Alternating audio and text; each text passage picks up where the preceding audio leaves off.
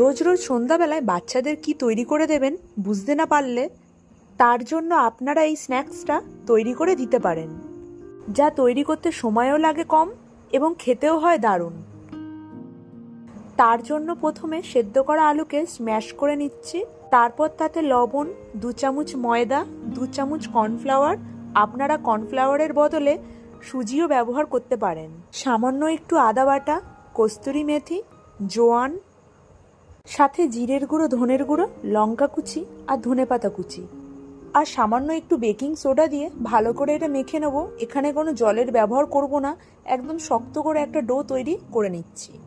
এরপর একটা প্লাস্টিকে ব্রাশের মাধ্যমে তেল লাগিয়ে নিচ্ছি, তারপর আলুর ডোটার থেকে বড় লেচি কেটে প্লাস্টিকের মধ্যে রেখে একদম বড় করে একটু বেলে নেব, তারপর ছুরির মাধ্যমে লম্বা লম্বা করে কেটে নিচ্ছি।